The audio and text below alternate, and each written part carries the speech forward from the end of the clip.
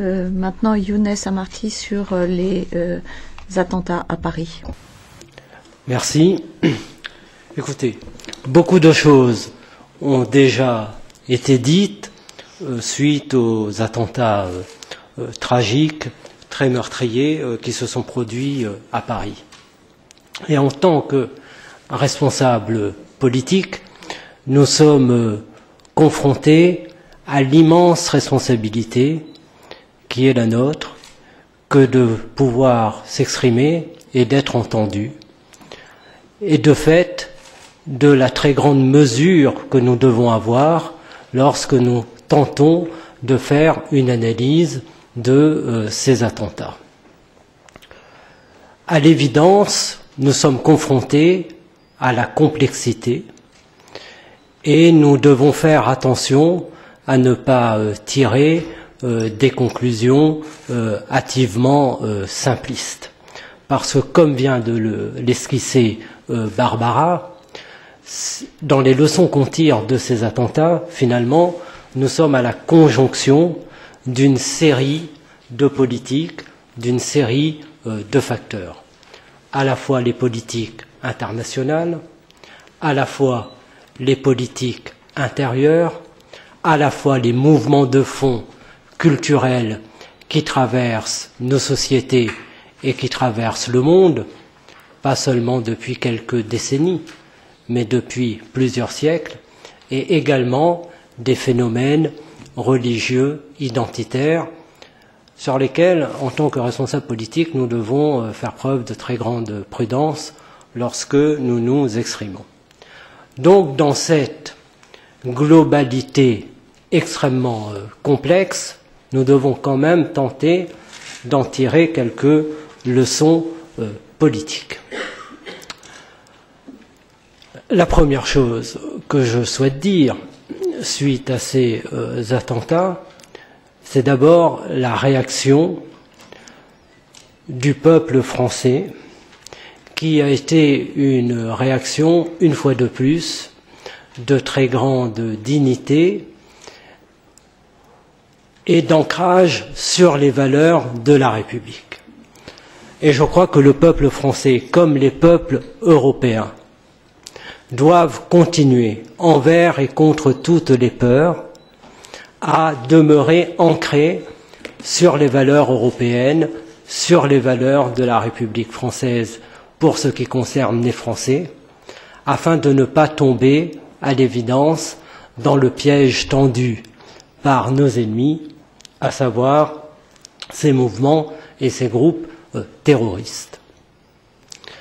La deuxième, puisque vous le savez bien, que les fascismes se nourrissent mutuellement et que d'un côté, ces groupes terroristes ont cet objectif de voir se déchaîner en Europe des stigmatisations à l'égard de minorités et que cet objectif converge avec ceux des mouvements fascistes européens qui y ont également intérêt.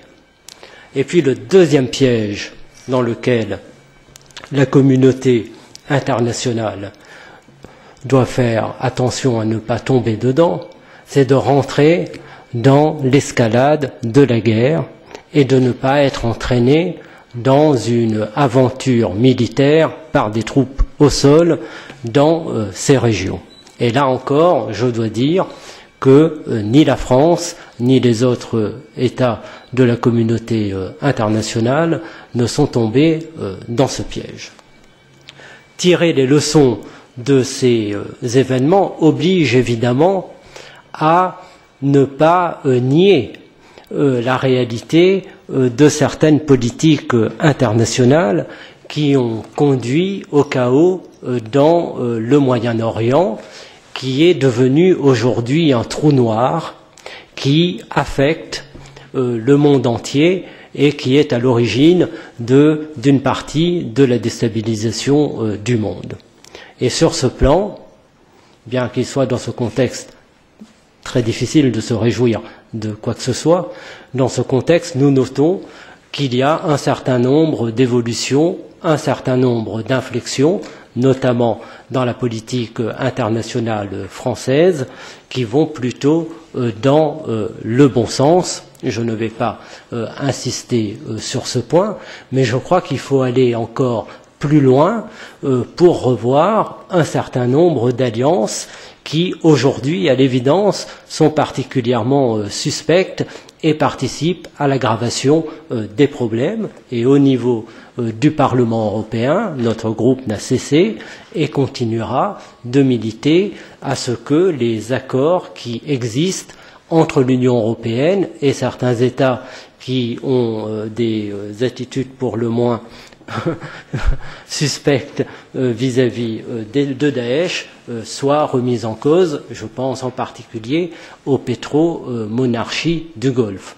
Cela veut dire que nous devons aller jusqu'au bout dans les conséquences que nous tirons et nous ne pouvons pas rester à moitié du chemin. La deuxième leçon qu'on doit tirer, et c'est la vérité qui nous oblige à le dire, c'est que d'abord, oui, il y a une unanimité aujourd'hui à reconnaître l'urgence à combattre cette organisation terroriste qu'est Daesh. Et c'est un constat qui est partagé par l'ensemble des groupes politiques, je pense, du Parlement européen. Mais là encore, il faut aller au bout de ce constat en se donnant tous les moyens pour le combattre.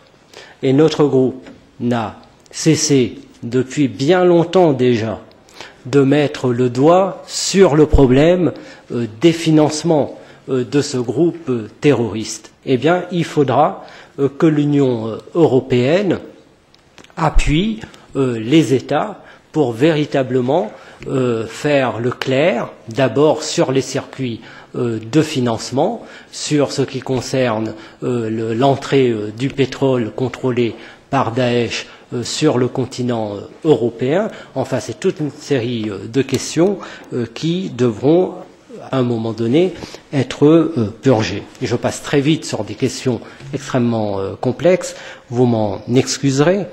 Et puis le troisième point, qui a été évoqué par Barbara, c'est la situation intérieure.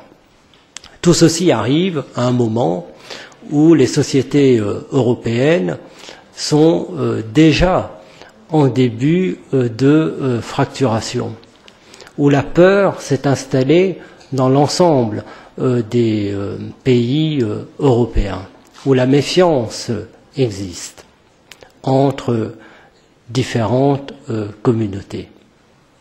Et dans ce contexte-là, nous devons tous faire extrêmement attention à ne rien dire, à ne rien faire qui puisse venir encore plus fracturer nos sociétés.